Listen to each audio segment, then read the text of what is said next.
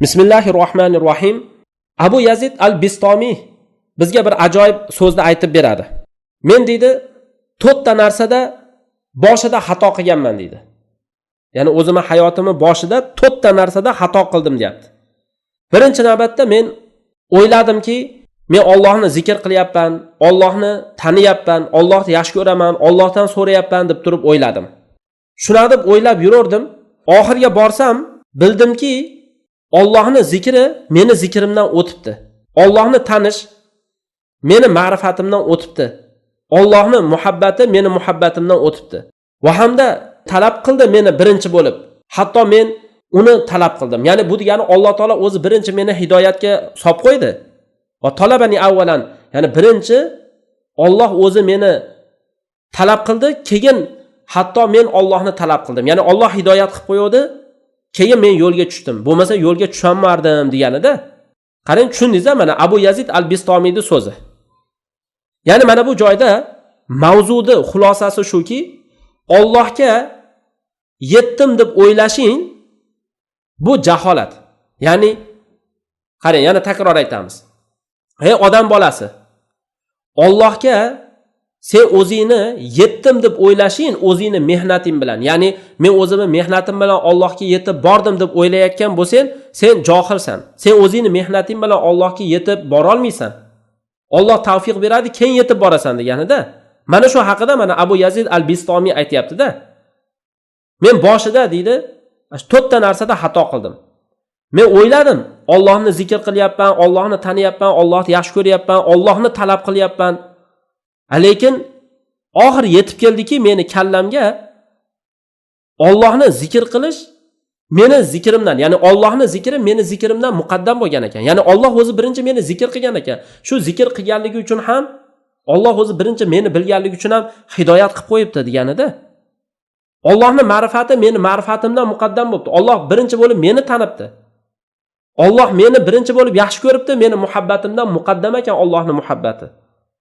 Alloh o'zi birinchi bo'lib meni talab qilibdi, hatto men Allohni talab qildim. Ya'ni Alloh hidoyat berib qo'ydi, tavfiq berib qo'ydi, keyin mana shu yo'lga tushdim, bo'lmasa tusha olmardim deganida. Demak, mana shu Abu Yazid al-Bistomiyning so'zlari.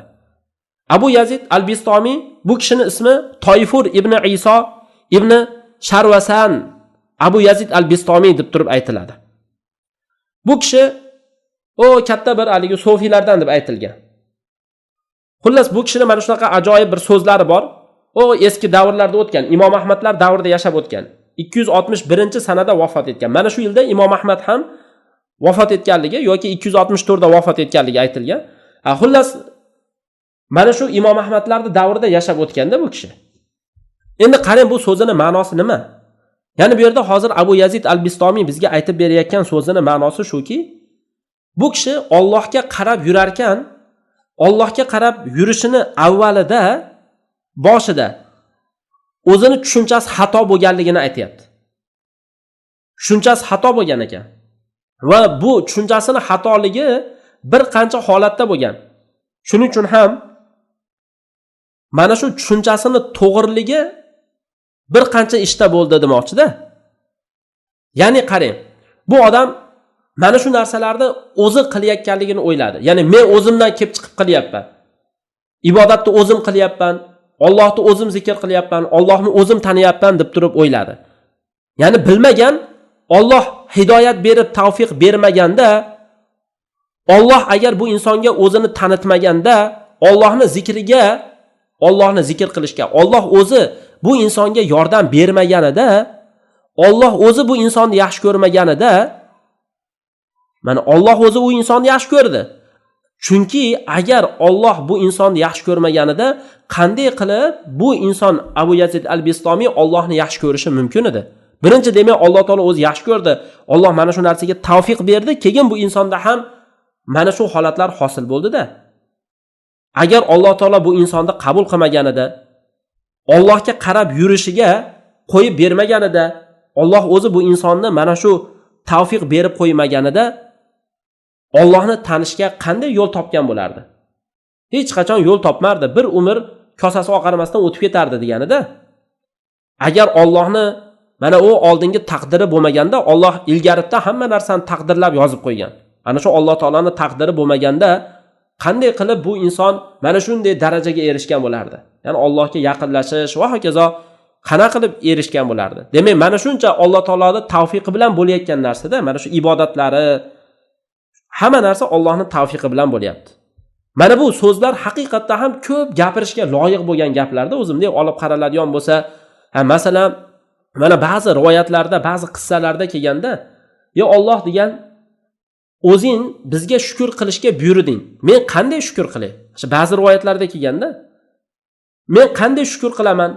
Shukr qilsam ham bu ham sen o'zing bergan bo'lasan-ku. Alloh bergan bo'ladi-da, qarang. O'zing bergan bo'lasan-ku."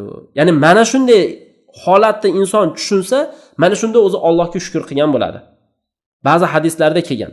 Demak, shuni bilingki, har qanday fazilat, har qanday ne'mat, har qanday yaxshi narsalarda mo'min yashar ekan, u mo'min odamki, xossatan yo'lda yurgan mo'min shu narsalarda yashayotgan har qanday fazilat demoqchi. Ya'ni yo'lda yurgan deganimiz hozir Allohga qarab ketayotgan yo'lida mo'min yashab o'tgan har qanday fazilat, har qanday ne'mat, har qanday mo'mindagi holatlar bu Alloh taolo tarafidan.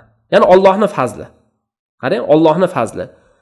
Inson mana shu narsada o'zini zimmasidagi Allohning fazlini bilish kerak.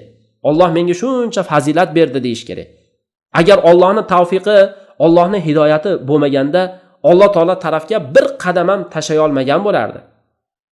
Qur'oni Karim o'zi mana shu narsaga dalil bo'ladi, qarang. Yamunnuna alayka an aslamu. Ba'zi odamlar kelib turib, ular o'zicha musulmon bo'lganligini aytadi, peshta qiladi degan. Yamunnuna alayka an aslamu degani, ey Rasululloh, o ba'zi bir arabiylar sizga musulmon bo'lganligini peshta qiladi. Biz musulmon bo'ldik deb turadi. Ayting siz ularga, la tamunna alayya islamakum. Sizlar islomlaringni menga peshta qilib, o'zlarincha maqtanib katta ketmanglar. Biz musulmonmiz deb. Balillahu yamunna alaykum an hadakum lil iman. Balki Alloh sizlarga o'zi minnat qilsa, Alloh peshta qilsa arziydi. Alloh senlarni hidoyat qilib qo'ydi. Alloh men hidoyat qilib qo'ydim desa arziydi deganida. Balki Alloh o'zi sizlarga minnat qiladi degani, ya'ni peshta qiladiki, sizlarni iymonga hidoyat qilib qo'yganligini, agar shu darajada gaplaringda rost bo'lsalaring. Demak, qarang, fazilatni hammasi Allohniki. Allohga qarab yurgan, Allohga yuzlangan odamning qalbini agar Alloh sobit qilib qo'ymasa, inson yetgan narsasiga qo'shilib adashib ketadi. Ya'ni adashadi. Maqsadga ham yetib bormaydi-da. Maqsadga ham yetib bormaydi. Alloh o'zini payg'ambariga aytdi-ku mana. Walaula an sabbatnaka laqad kitta tarkanu ilayhim shay'an qalila. Agar biz sizni sobit qilib qo'ymaganimizda, siz ozgina ularga moyil bo'lib qolgan bo'lardingiz. Qarang, ozgina ularga moyil bo'lib qolgan bo'lardingiz. Ya'ni Alloh o'zini payg'ambariga mana shunday deyotgan bo'lsa, endi o'zimizga nima deb baho beraylik? Qarang, Alloh o'zini payg'ambariga agar sizni sobit qilib qo'ymaganimizda, siz oz qolsa ana shu kofirlarga, mushriklarga moyil bo'lib, qalbingiz moyil bo'lib, ularga qiziqib qolgan bo'lardingiz, deyapti. Ya'ni Rasuliga aytayapti shu narsani. Alloh sizni sobit qilib qo'ydi, shuning uchun sobit turibsiz, bo'lmasa u adashib ketgan bo'lardingiz deganida. Ya'ni qarang, o'zini payg'ambarigaki shunday deyaptimi? Qolgan odamga qanday deb o'ylash mumkin yani? Ya'ni mana shu joyda eng katta bizga bir ibrat, eng katta narsa kelib chiqadiki, har bitta shu sobit turishimiz Alloh bilan bo'ladi. Shuning uchun men o'zim manaqaman, men unaqaman degan gaplarni yo'qotish kerak. Men degan narsa odatda manmansirashlik bu narsa. Xo'p, qarang, yana Abu Yazid, mana yuqorida Abu Yazid al-Bistomiyning so'zini o'qidik. Mana shu kishining aytgan gapini yana ham sahih ekaniga dalil bo'lgan narsalardan Alloh taolo o'zi aytadi. Fasafa ya'tillahu biqomin yuhibbuhum va yuhibbuna. Ya'ni masalan oyatda o'zi aytilgan bu uzun oyat, ya'ni Alloh taolo yaqinda shunday bir qavmni olib kelib qo'yadiki, u odamlarni Alloh yaxshi ko'radigan. Birinchi navbatda yuhibbuhum, Alloh ularni yaxshi ko'radi va ular ham Allohni yaxshi ko'rishadi. Qarang, Alloh birinchi bo'lib o'zini muhabbatidan boshlayapti. Ya'ni Alloh ularni yaxshi ko'radi. Birinchi Allohni muhabbati kelyapti-da. Chunki Allohning muhabbati o'zi bandalarini muhabbatini keltirib chiqaradi. Bandalarning muhabbatini jalb qiladi. Demak, Alloh sizni yaxshi ko'rdi, shuning uchun sizga tavfiq berdi. Endi mana shu joyda hozir Allohning muhabbati shunaqa narsaki, o'z-o'zidan Allohning muhabbati bo'lganligi uchun ham Allohning muhabbati Allohning muhabbatiga chaqiradi-da. Alloh sizni yaxshi ko'radimi? Allohni muhabbatini qo'lga kiritishingizga tavfiq mana shu narsa. Alloh yaxshi ko'rgan insonlarni yaxshi ko'rishlikka tavfiqda. Ya'ni qarang, Alloh uni yaxshi ko'rgan kishini yaxshi ko'radi. Ya'ni Allohni kim yaxshi ko'radi desa, Allohni yaxshi ko'rgan kishini Allohni o'zi yaxshi ko'radi. Ya'ni Allohning tavfiqi mana bu narsalar.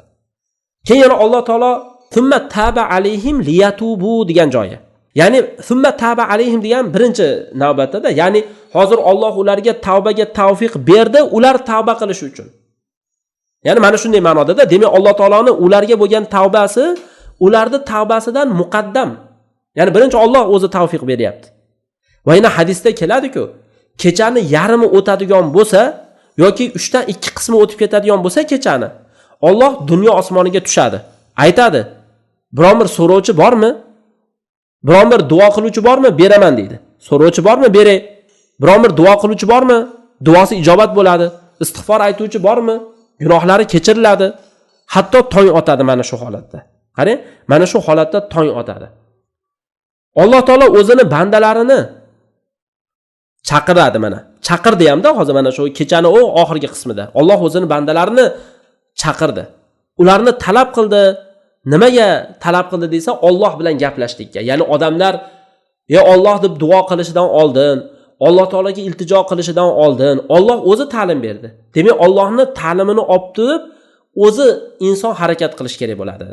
Ya'ni Allohga shuning uchun ham aytiladi-da, mana shu joyda biz tushunamizki, demak, Allohga bir qadam tashlasak, Alloh bizga qadam tashlayotganda. Demak, Allohning qadam tashlaganini ko'ring mana. Shu qadam tashlaganligidanki shuncha kitoblarni nozil qilib qo'yganligi, payg'ambarlarni jo'natib qo'yganligi, endi mana shu kitoblar, payg'ambarlarni tashab ketgan narsasini mana shuncha yengil uslubda yozib ketilgan, qancha olimlar chiqdi, mana shu narsani xalqlarga tushuntirib beryapti. Mana shu narsalarni odamlar o'qib, o'rganib turib, demak gap bu yoqda ekanda. Alloh o'zi aslida bizga birinchi qadamni tashab qo'yibdi-ku. Biz endi ozgina mana shu narsani qabul qilib, ya'ni qadam tashashimiz qopti xolos. Shunday qadam tashlaydigan bo'lsak, qolganiga Alloh taolo berib tashlaydi, ya'ni. Qarang, mana shu narsada juda katta bir ibratlarni olamiz-da.